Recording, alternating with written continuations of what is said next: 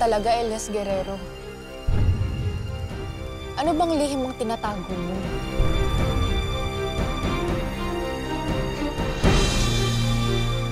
Nilagay mo ang batas sa mga kamay mo? Kaya ka ba hinahabol ng mga tao? Yung tumambang sa presidente? Dahil hanggat buhay sila, hindi ako titigil para lumaban bilang si Black Rider. Alam mo, pareho tayo nilagay ang batas sa mga kamay natin. Nung bata ako, binubugbog ako ng tatay-tatayan ko. Kaya naawa ang tiyuhin kong pulis, si Teopilo. Tinuruan niya akong bumaril para matuto akong protektahan ng sarili ko kapag sinaktan ulit ako ng tatay-tatayan ko. Dinala ko siya dito para malaman mo na isa siyang traidor. Taksil siya sa Golden Scorpion. Anong katotohanan, Teresa? Alam mo nang dapat mong gawain sa mga tao katulad niya, Matador. Hindi na mahitaksil sa grupo na to! Si Calvin ang pinakamalaking traidor sa grupo! Si Calvin ang pinakamalaking traidor sa amin lahat! Pinaikot ka ng sarili mong anak, senyor. Alam ko kung paano gumalaw si Edgardo. Wala na siyang laban sa atin. Mas mahirap pa siya sa taga. Paano gagamitin niya para labanan tayo? Para maghiganti sa atin?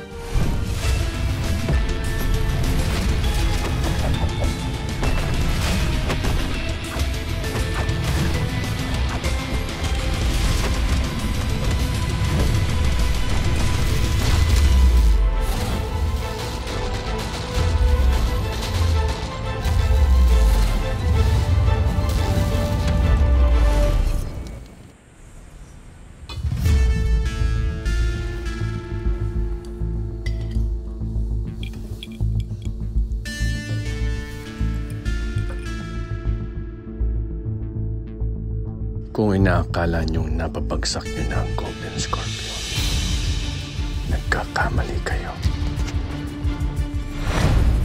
Senyor, masyadong malayo itong lugar na to. Ano ba meron dito? Naasan ang kalma mo, Hugo? Nawala lang akong saglit. Naging nervyoso ka na agad. Senyor, ayaw ko nang mapahamak ka muli. Matapos tayong maisahan, ayaw ko na.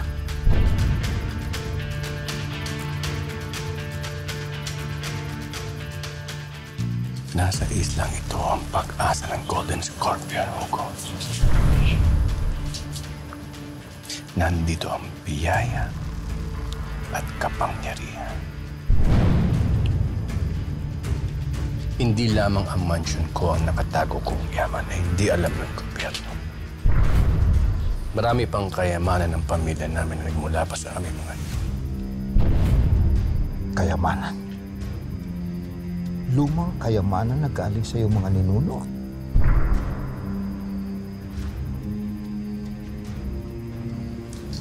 Ginto, Hugo. Kaya ako bilib sa inyo, senyor. Napakagaling niyo talaga. Samantalang inakala ng lahat na wala na kayong kasala-salapi. Matapos nang ilitin ang lahat ng alam nilang ari-arian ninyo. Finished nila ang inyong mga account sa bangko. Inilit nila ang lahat ng alam nilang ari-arian ninyo. Inisip nila isa na kayo ngayong pulubi.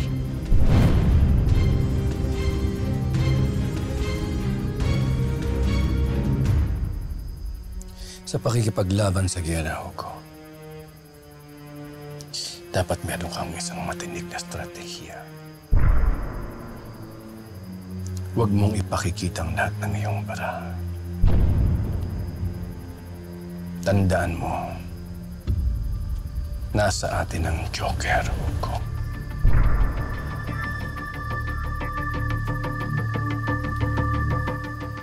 maghihiganti ako. Babangon ang Golden Scorpion. Tumunod kayo sa akin.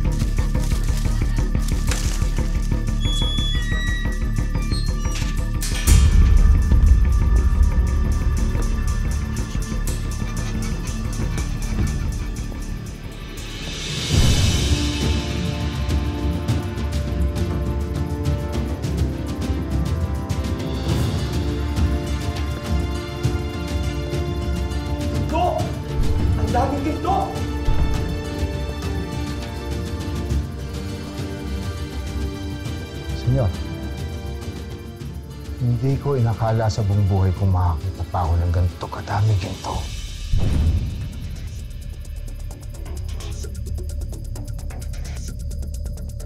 Ito ang kapangyarihan. Ito ang magtataguyod sa ating pagbangon at pakikipaglaban.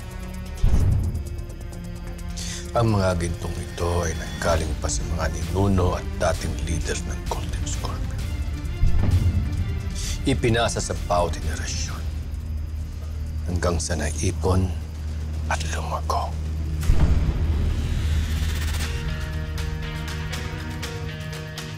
Ginulat mo kami, senyor. Ni ako, hindi ko inaasahang may tago ka pang gantong yaman. Ako lang ang nakakaalam ng lokasyong ito, Hugo. Dahil dito, hinding-hindi nila ako basta-basta mapapabagsak. Ang tunay na mandirigma ay matalino. Kung paano niya isagawa ang kanyang stratehiya laban sa mga kaaway.